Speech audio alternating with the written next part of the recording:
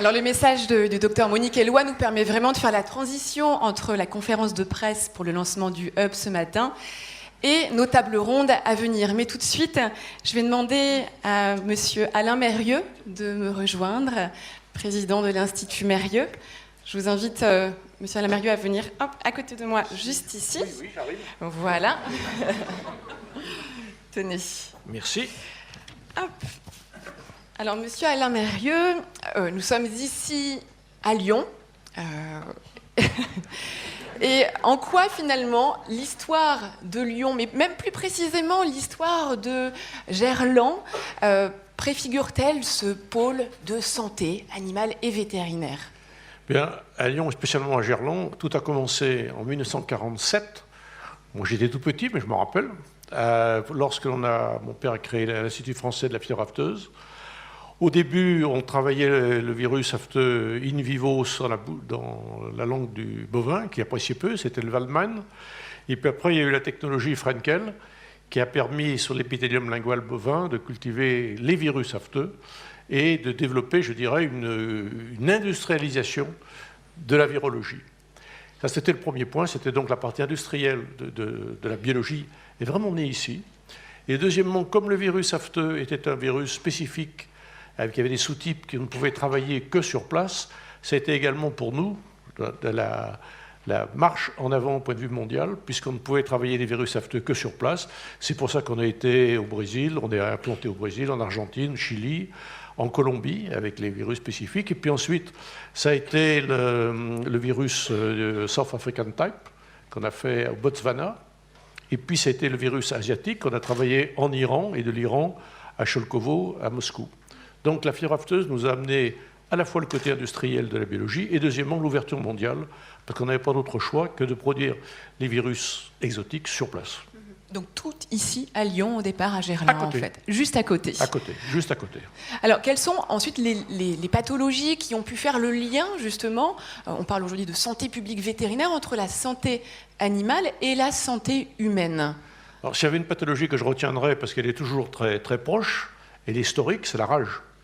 La rage qui est aujourd'hui commune à l'espèce animale et à l'espèce humaine, transmissible, comme vous le savez, en particulier dans les pays difficiles, par le chien errant. Et aujourd'hui, la rage tue encore plus de 80 000 personnes par an, ce que peu de gens savent. C'est une véritable plaie dans des pays extrêmement pauvres où il faut lutter.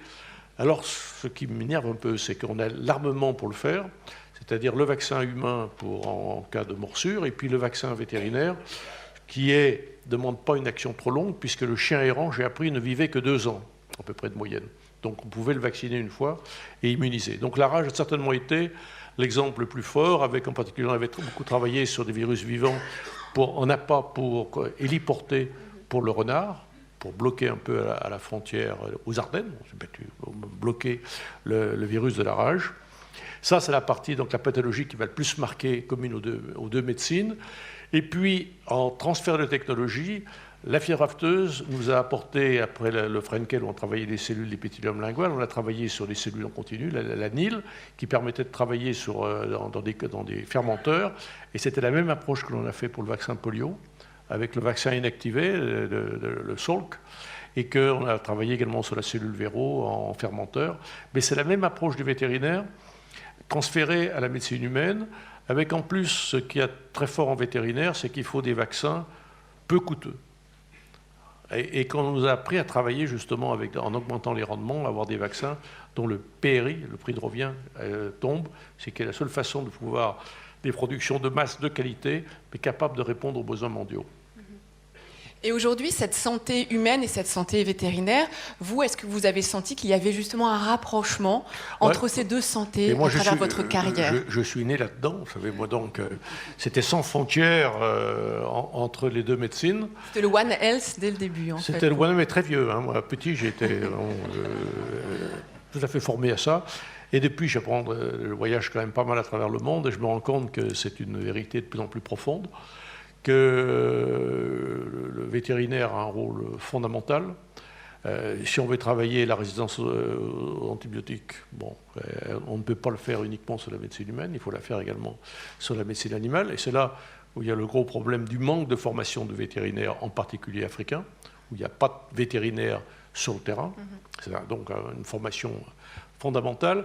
Et puis deuxièmement, je rentre de Madagascar, c'est pour ça que je suis un peu troublé par les pathologies que je trouve là-bas. Il y a encore la peste bubonique du XIVe siècle sévit à Madagascar aujourd'hui. J'ai passé une très belle journée avec l'Institut Pasteur de Mada.